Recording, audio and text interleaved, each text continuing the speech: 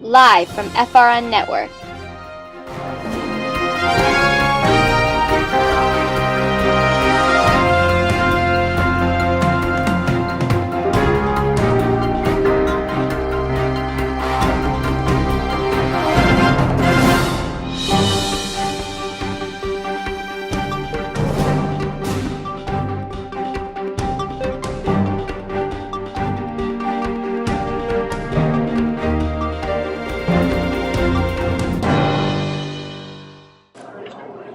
Welcome to FRN News. Today we're doing a special on the French Revolution.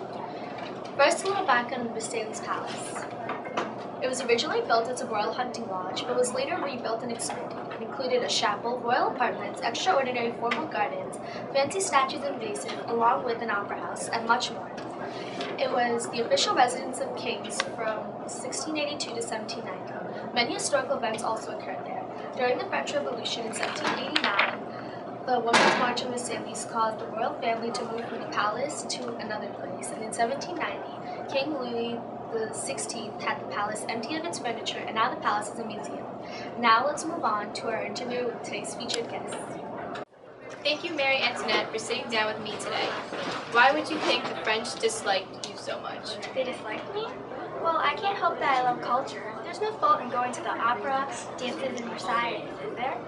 What is a queen if she's not dressed in the finest clothes? The French only dislike me because I was born Austrian and not French.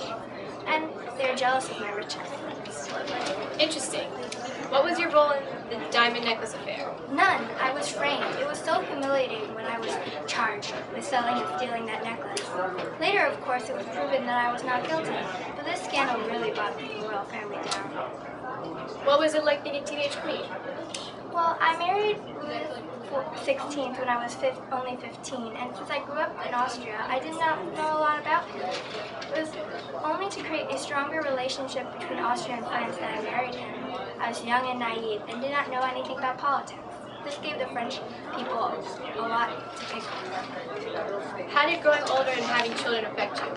Obviously, I matured and left the center of the social scene. My only real job as queen is to produce a male heir to the throne. Once I accomplished that, the French people died down a bit with their hatred towards me. I also have a family to take care of, and that really changes a person. What did you do to save your family when you were locked up in Tuileries Palace? That was a really hard time for my family.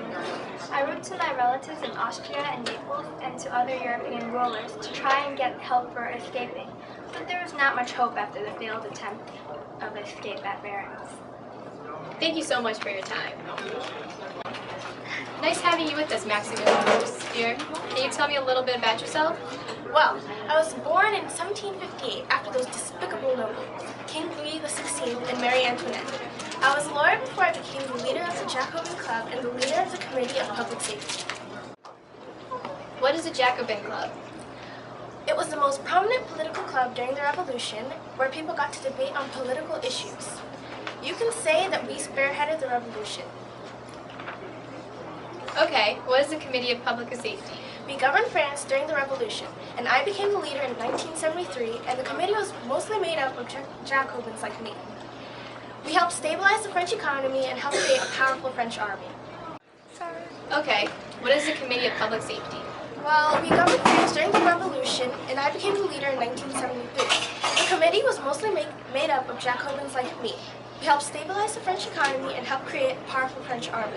In addition, we also helped to stop people who were against our glorious revolution. Are you aware that your time leader of the Committee of Public Safety was known as the Reign of Terror?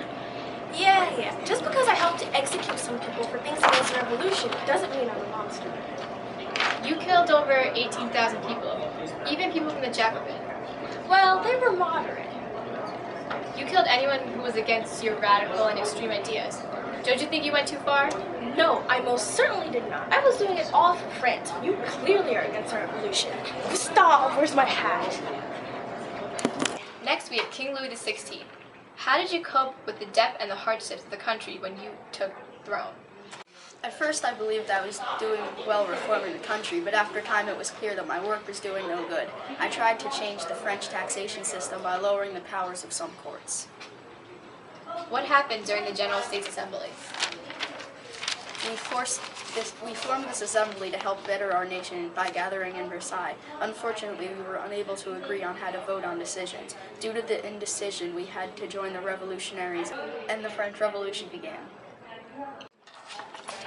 Why did you agree with the revolutionaries?